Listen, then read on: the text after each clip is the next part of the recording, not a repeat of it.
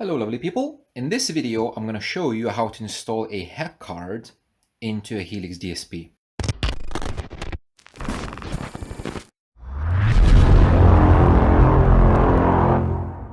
So I have this Bluetooth HEC card for my DSP Pro Mark III. This is going to be like an instructional video, how you can install the HEC cards. It doesn't matter which DSP and it doesn't really matter which HEC card because the principle is going to be kind of the same. So with the Bluetooth HEC card, we do have a manual and all the install stuff, but it's just fun to make a video about this. So the only thing you need is really a screwdriver. So I'm using a number 2 Phillips head screwdriver, and what we need to do is we need to replace the side plate and install this. Let me put this on the side for a second, and we will be replacing this side. So on this side, we have 2 are holding the side panel to the actual frame of the DSP, and 3 are holding the RCAs. So let's undo these 5 screws.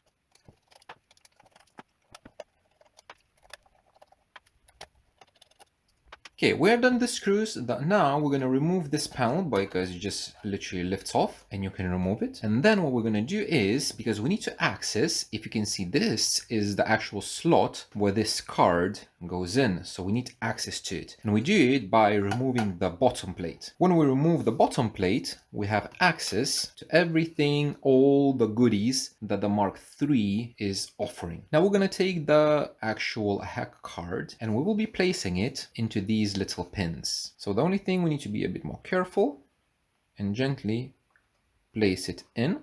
When it's in there, we're going to wiggle it back and forth, applying gentle pressure until it goes almost full. If you press it too much, if you press it like you see here, there's a small gap. If you press it a bit more than that, when it's going to be flush, then it's not going to be straight. So then we will need to just slightly pull it. Is going to be this. So maybe for next iteration, Helix, if you're watching, you can extend these plastic thingies so that you wouldn't be able to push them too much in, just like that. Then we need to remove, actually we could have done this before, remove this nut that screws the actual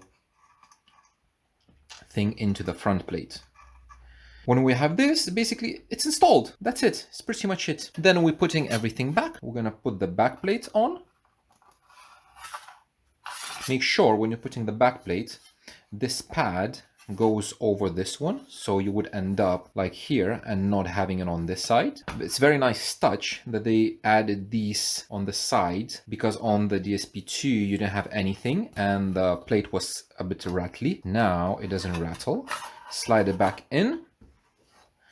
Then we need the new front plate, because this is the old one, it's not going to fit anymore. Every HEC card is supplied with a new front plate, and you just put it on just like that. And now the only thing is screw everything back.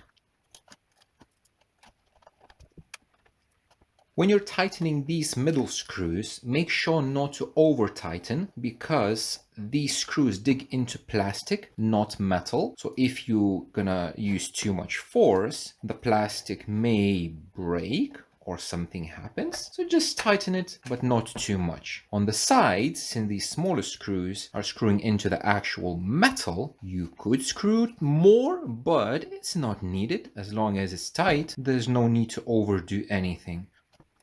And when we have this, now we're going to apply this ring, apply this nut. Now make sure don't use an impact wrench to tighten this. No ooga-doogas, just like that is fine. You might use some pliers. Just make sure you're tightening it not too much. Just enough. That's plenty.